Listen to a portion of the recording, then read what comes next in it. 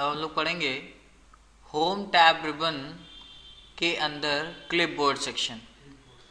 Clipboard section के अंदर 4 option है: paste, cut, copy, format, painter. File operations के दौरान मैंने ये सिखाया था कि कट पेस्ट इस्तेमाल होता है साथ में, या कॉपी पेस्ट इस्तेमाल होता है साथ में। कट और कॉपी एक साथ कभी इस्तेमाल नहीं होता। कट करके अगर पेस्ट करेंगे तो जो चीज़ है, जो भी एलिमेंट है, एंटिटी है या कोई पर्टिकुलर पार्ट है, तो वो अपनी पुरानी जगह को छोड़ करके नई जगह पर मूव हो जाएगा।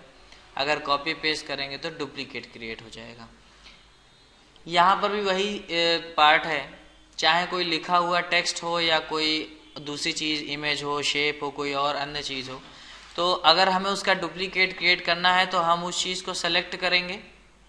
सेलेक्ट करने के बाद यहाँ पर अगर डुप्लीकेट बनाना है तो कॉपी करेंगे, जहाँ पर बनाना है वहाँ पर कर्सर रखेंगे, क्योंकि कर्सर से ही MS वर्ड में यूज़र की पोजीशन पहचानी जाती है, और फिर जा करके पेस्ट पे क्लिक कर देंगे।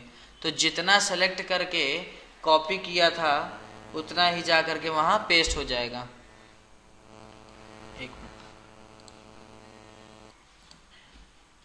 हम लोग पढ़ रहे थे कि हम लोगों ने सेलेक्ट करके कॉपी किया और जहाँ पर कर्सर रखा वहाँ पर जाकर के पेस्ट बटन पे क्लिक कर दिया तो वो चीज़ डुप्लीकेट क्रिएट हो गई।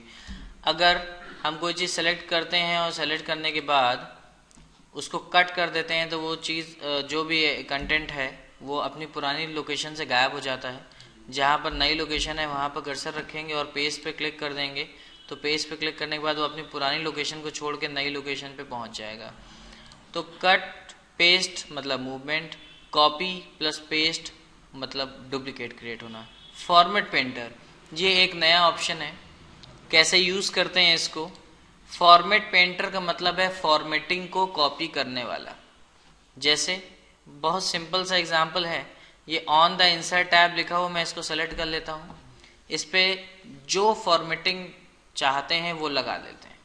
सिलेक्ट किया मैंने, इस पर इसका फॉन्ट स्टाइल चेंज कर दिया, इसका साइज बदल दिया, इसका कलर मैंने चेंज कर दिया, यहाँ से इसको बोल्ड कर दिया, अंडरलाइन कर दिया और कैपिटल लेटर कन्वर्ट कर दिया, या जो कुछ भी करना है हमने सब कुछ कर दिया। अब अगर अंदाजे से देखें तो करीब हमने 3-4 ऑप्शन इस पर यूज़ कर लिए हैं। फॉन्ट स्टाइल लगाया, साइज लगाया, कलर चेंज किया, बोल्ड भी लगा दिया, अंडरलाइन भी कर दिया, 5-6 ऑप्शन लगा दिए इस पर। ऐसे और भी लग सकते हैं।